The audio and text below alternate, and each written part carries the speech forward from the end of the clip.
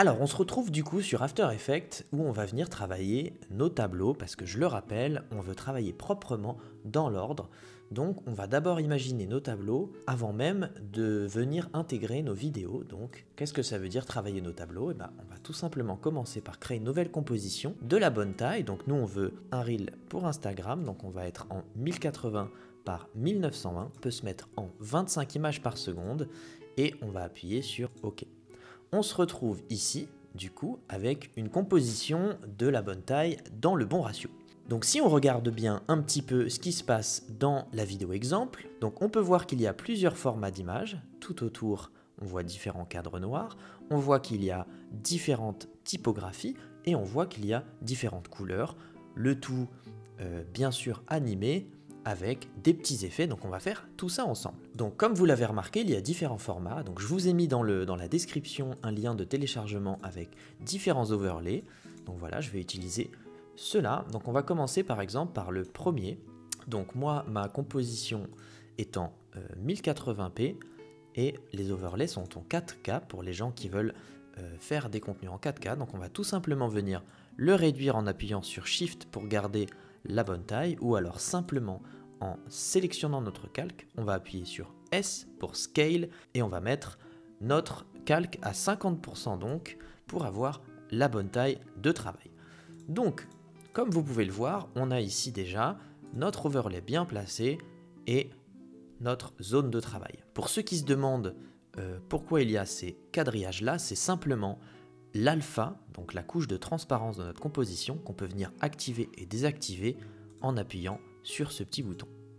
Je vous conseille de l'activer parce que sinon, vu qu'on travaille sur du noir, on ne pourra pas bien voir où on en est. Donc on va commencer tout simplement par créer nos titres. Donc si je regarde la référence, donc il y a écrit « Voilà le genre de vidéo sur Instagram ». Donc on va commencer tout simplement. Donc vous allez voir, c'est très facile.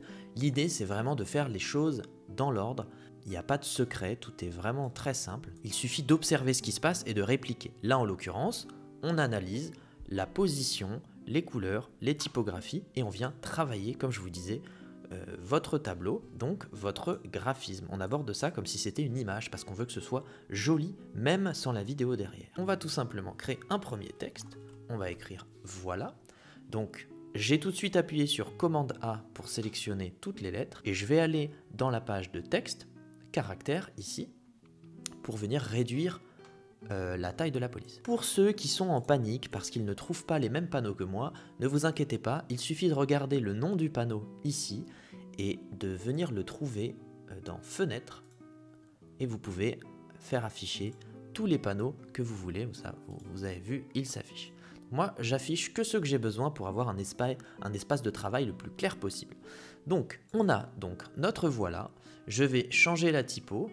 Donc moi, je sais que dans mon exemple, j'avais utilisé la typo Akira. On va sélectionner un jaune un petit peu moutarde, donc un jaune un peu orangé, assez lumineux.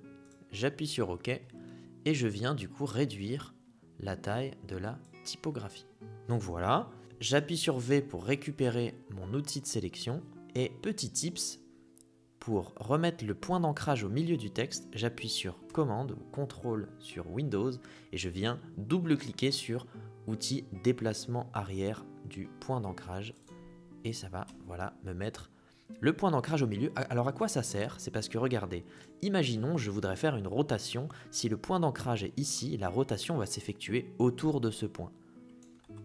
Or, moi, je veux que le point d'ancrage soit au milieu pour que là, du coup, la rotation ait bien lieu au milieu du mot.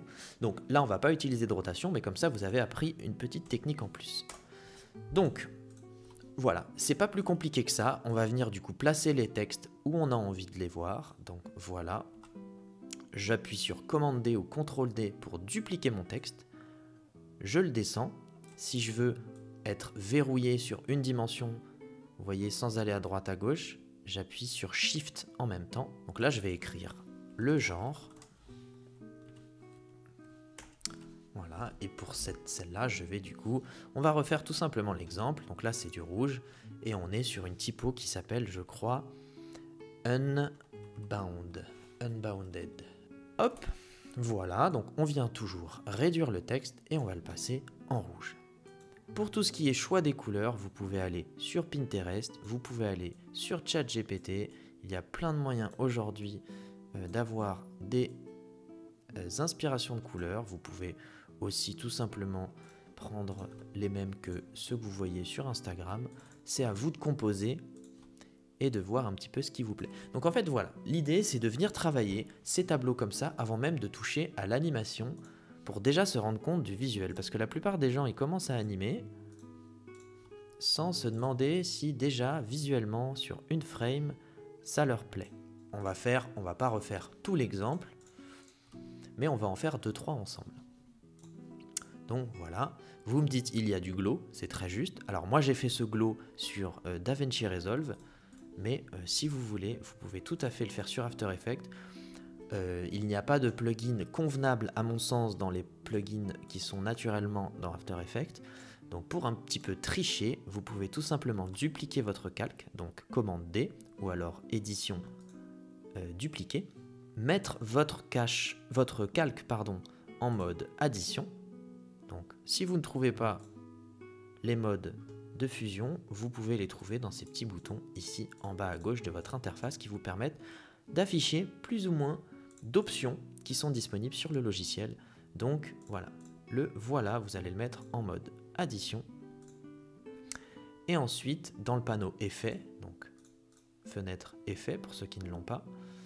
Donc là, c'est pas effet et paramètres définis qui est ici, c'est bien effet du calque Voilà 2 qui se trouve juste ici. On va venir rajouter un flou, donc clic droit, netteté, flou gaussien.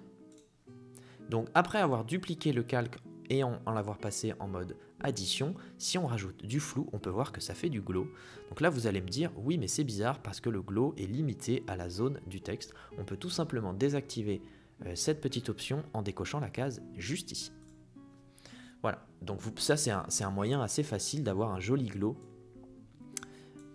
sans passer par des plugins externes.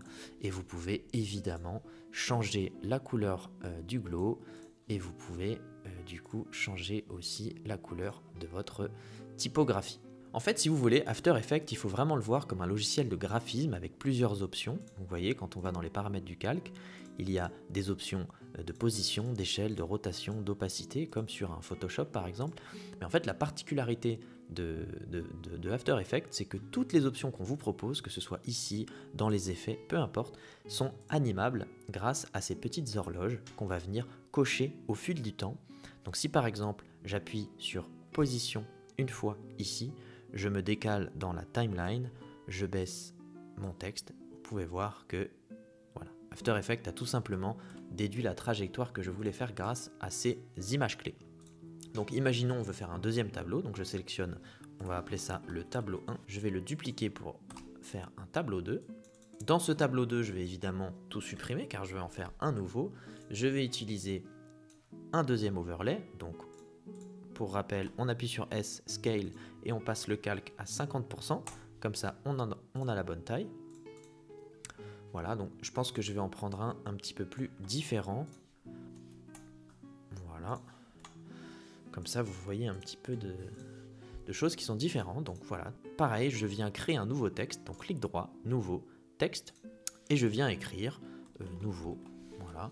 Et là, on va changer de typographie. Donc là, je peux mettre Winkle par exemple, je vais la passer en bleu, voilà, ok, et du coup, toujours commande, point d'ancrage, on double-clique, par réflexe, j'aurais peut-être pas forcément besoin de l'animer, mais j'aime bien bosser proprement, voilà. Si à un moment vous avez peur d'avoir un petit peu décalé le texte et vous vous rendez pas compte s'il est bien centré, vous pouvez afficher le panneau aligné, donc si c'est pas déjà le cas, fenêtre aligné, et ensuite cliquez sur votre texte et ensuite venir l'aligner selon différentes options. Donc en fait vous avez compris, l'idée c'est vraiment de se faire des tableaux. Donc si on regarde l'exemple finalement, vous savez comment placer cet overlay, vous savez comment placer ce texte et vous savez comment mettre du glow. Donc en fait tout ce qui reste maintenant c'est les différentes animations. Voilà, tout simplement. Donc comment on va venir animer ces textes? Eh bien c'est assez simple. On va utiliser ces fameuses clés d'animation. Donc si je clique sur un calque, je peux avec des lettres, des raccourcis, ou en allant le chercher dans les menus, afficher certains paramètres comme l'échelle en appuyant sur S, la position en appuyant sur P, l'opacité en appuyant sur T, la rotation en appuyant sur R. C'est vraiment les options de base. Et si vous voulez afficher plusieurs paramètres, vous sélectionnez le texte, vous appuyez par exemple sur P pour afficher la position, Shift pour vous dire au logiciel que vous voulez afficher un second paramètre, et ensuite par exemple S, donc Shift S. Comme ça, je viens garder ma position affichée, mais j'ai aussi mon échelle. Donc imaginons que j'ai envie d'animer le voilà.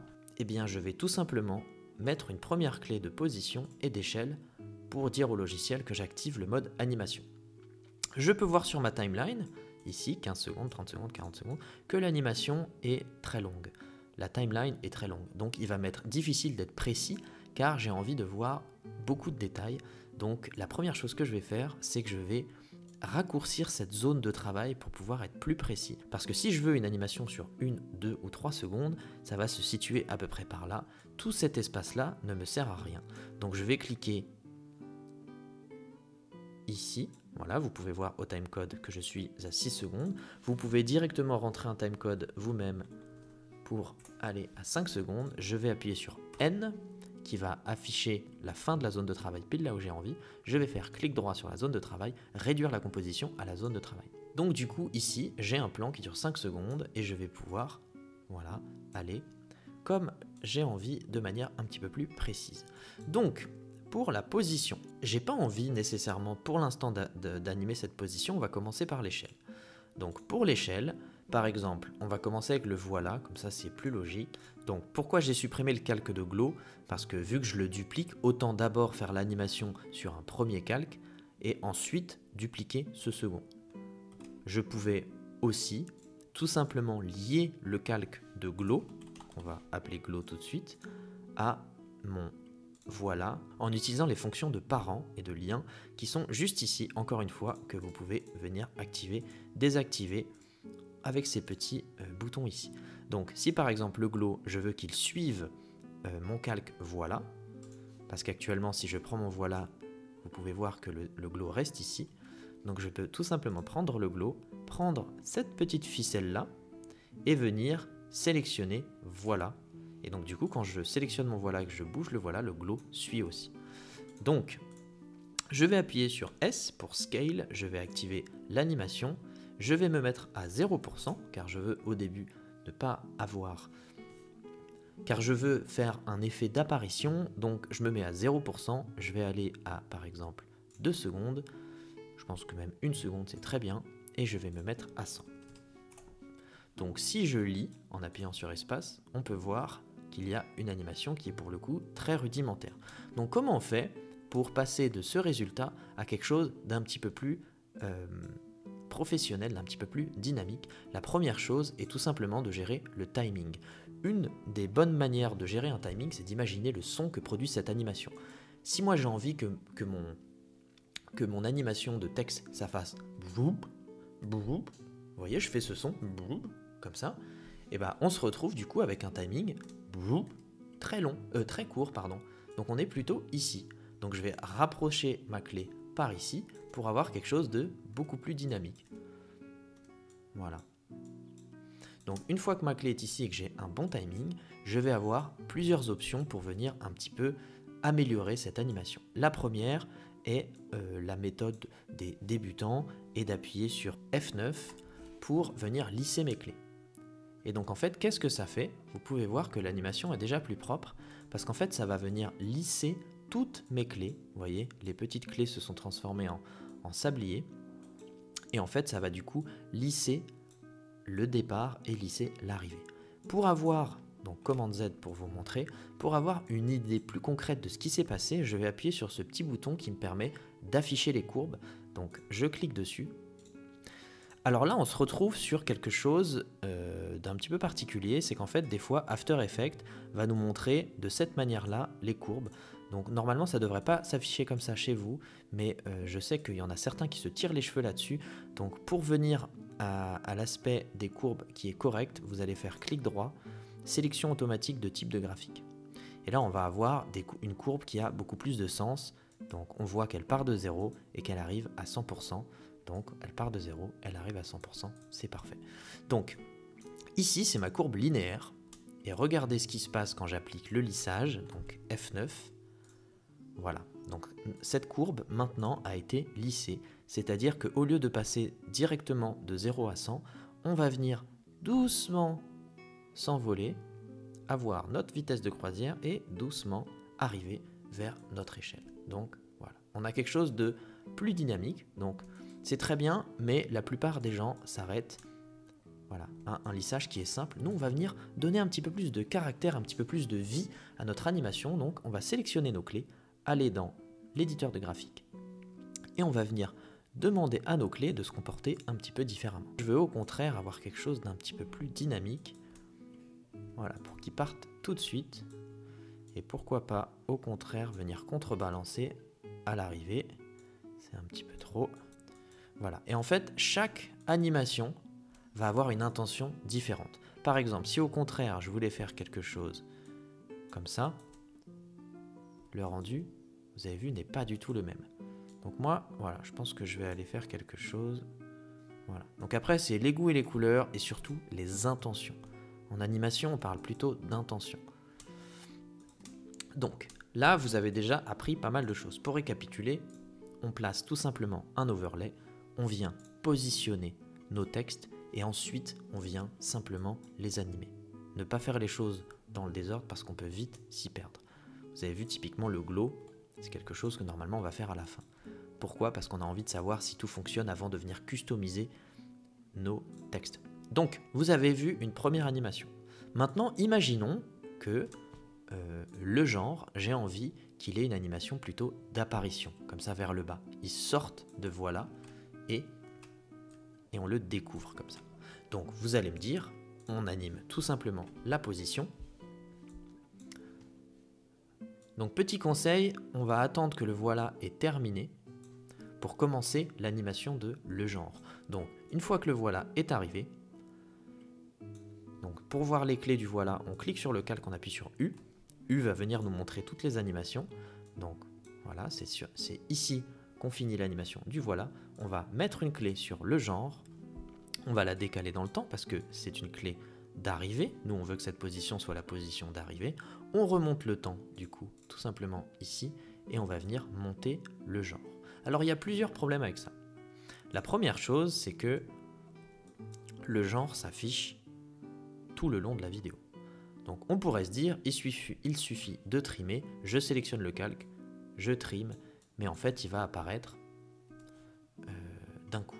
Donc pour une animation rapide, si par exemple je viens faire quelque chose comme ça, et passer par exemple le genre derrière le voilà, on pourrait se dire que ça suffit. Et effectivement, si je me mets en lissage et que je speed, ça pourrait suffire.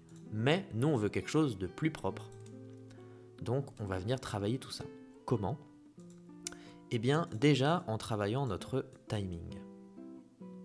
Donc, hop, je sélectionne mes clés, je vais dans l'éditeur graphique.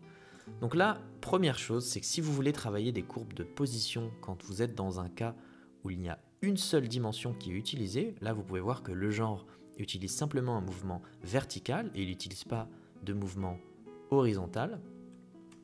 Eh bien, je vous conseille de faire clic droit sur position, séparer les dimensions.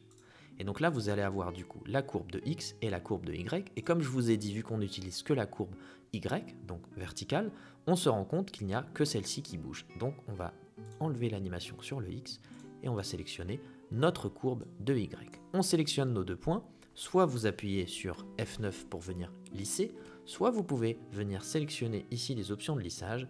Donc vous ne prenez pas la tête avec toutes ces icônes. La plupart du temps, on utilise celle de droite, donc lissage à l'éloignement, lissage à l'approche ou simplement les deux en même temps. Si vous voulez venir travailler un petit peu la position, vous savez comment on fait, on sélectionne le Y et on va venir un petit peu donner de l'intention. Voilà, donc moi j'aime bien l'animation de le genre, je la trouve plus jolie. Maintenant, il y a plusieurs solutions. Soit on décide d'animer à son tour l'opacité de le genre pour venir faire apparaître le genre, donc je me mets en opacité 0, j'arrive un petit peu plus tard, quelques frames plus tard, je mets le genre à 100% d'opacité, et comme ça on a quelque chose où on a l'impression que ça sort de derrière le voile. Il y a aussi une autre technique qui est beaucoup utilisée, c'est d'utiliser un calque d'alpha.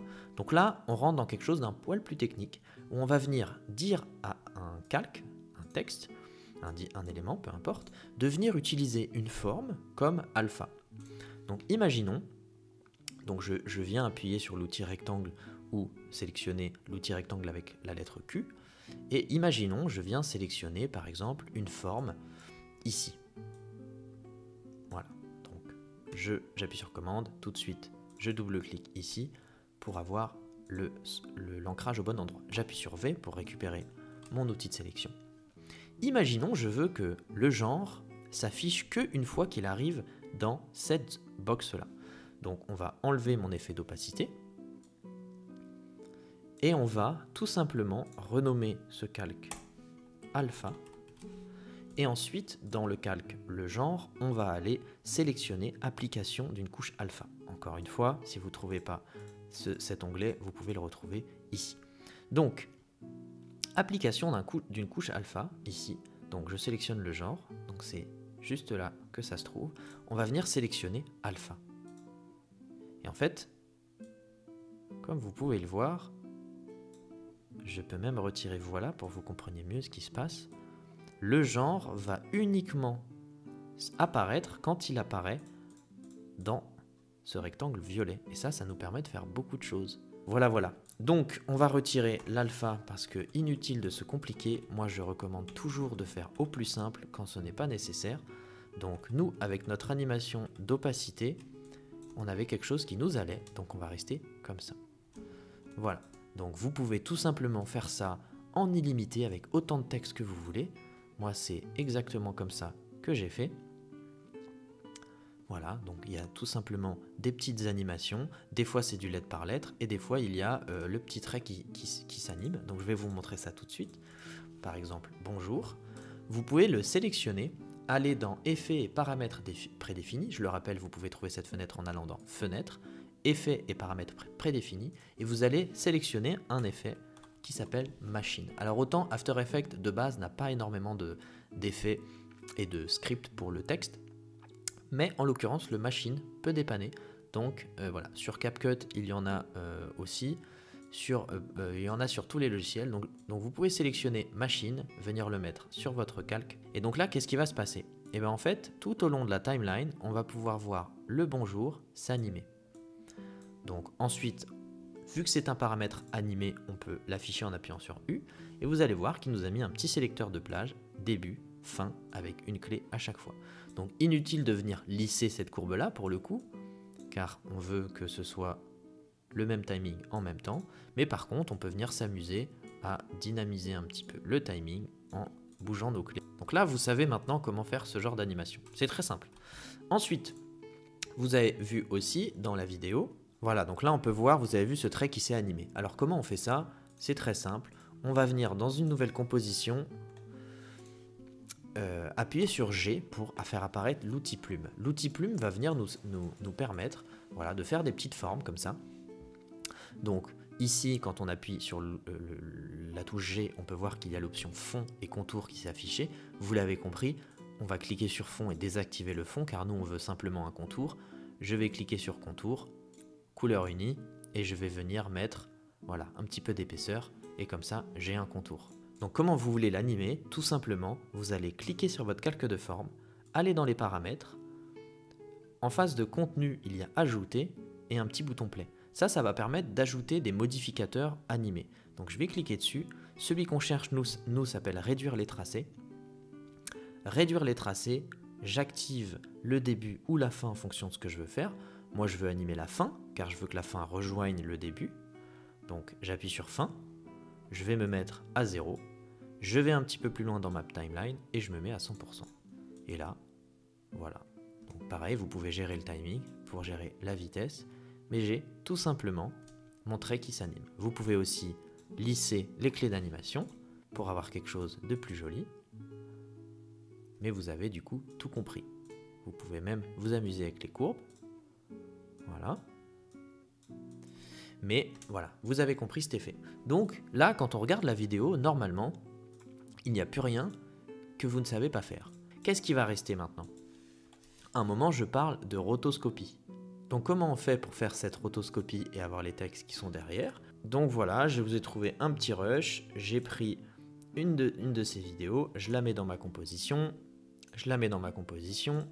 et on va double-cliquer sur le calque pour qu'elle vienne s'afficher dans le panneau calque. Ensuite, il faut sélectionner ce petit bouton, outil roto-pinceau, voilà, et vous allez avoir une petite pastille verte comme ça qui s'affiche. Vous pouvez varier la taille du pinceau en appuyant sur commande ou contrôle sur Windows et en appuyant pour faire varier la taille du pinceau. Et vous allez venir tout simplement peindre sur la zone que vous voulez garder. Donc hop, on va faire comme ça. Donc là, il m'a pas sélectionné mes cheveux et mon oreille. Voilà, on essaye d'être un petit peu précis. Voilà, vous pouvez appuyer sur Alt pour au contraire enlever des zones. Et ensuite, vous allez appuyer sur 0 pour venir calculer. Donc 0, c'est une touche qui va venir calculer image par image vos effets. Donc vous appuyez sur 0. Et le logiciel va calculer tout seul, image par image, comment il fait sa rotoscopie. Donc voilà, on a bien notre fond qui est détouré. Maintenant, vous allez me dire, mais en fait, moi, je voulais garder le fond. Je voulais simplement qu'un texte passe derrière. Eh bien, je pense que vous l'avez compris. On va tout simplement dupliquer le fond. Donc on va celui-ci l'appeler fond, celui-ci l'appeler par exemple cache, et sur le fond, on va venir tout simplement supprimer l'effet de roto-pinceau. Et en fait, qu'est-ce qui va se passer? On va avoir du coup maintenant un cache, et quand on met un texte, je vais vous le mettre dans une autre couleur pour que vous voyez mieux. Si je mets un texte